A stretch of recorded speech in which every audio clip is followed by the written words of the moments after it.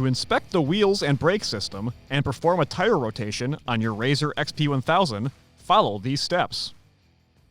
Take a close look at each tire. Verify there is sufficient tread depth.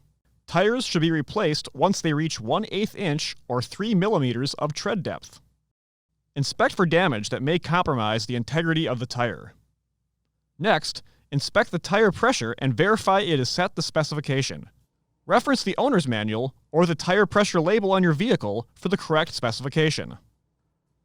Lastly, take a close look at how the tires are wearing. If there is irregular wear, it may be time for a rotation. To remove the tires, start by loosening the lug nuts before the vehicle is off the ground, but do not remove. Safely elevate the vehicle. Reference your owner's manual for proper lifting techniques. Remove the lug nuts and set aside. Then remove the wheels and set aside. With the wheels removed, the brake system can be easily inspected. Start by inspecting the fluid level and condition in the master cylinder. Ensure the level is between the min and max marks. Add fluid as necessary. Caution: after opening a bottle of brake fluid, always discard any unused portion. Brake fluid rapidly absorbs moisture from the air, which causes the boiling temperature to drop. This can lead to early brake fade and the possibility of an accident or serious injury. Look at the banjo bolts on the inside of the master cylinder for leaks. Follow the lines all the way to both front calipers, looking for any leaks, kinks, or damage. Also ensure the brake line retainers are properly secured. Inspect the connections at the front brake calipers for leaks. Next, follow the brake lines back to the rear of the vehicle, checking for leaks, kinks, and damage. Inspect the connections at the junction block in the driver's rear wheel well.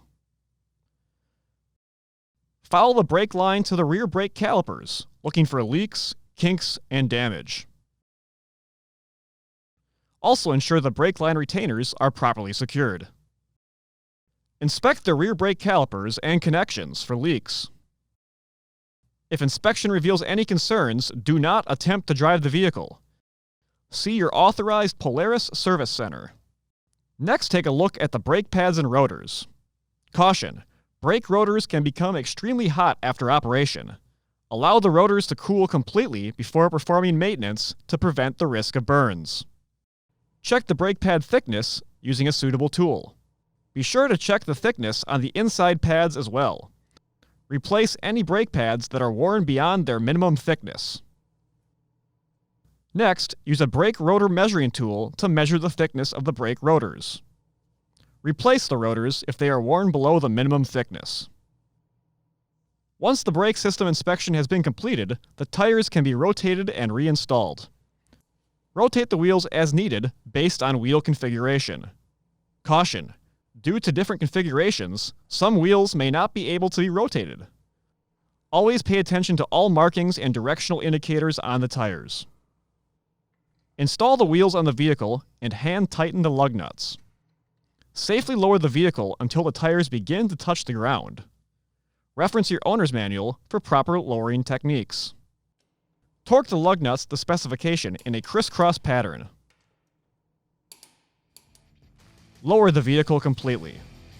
For more information, see your authorized Polaris dealer or visit Polaris.com.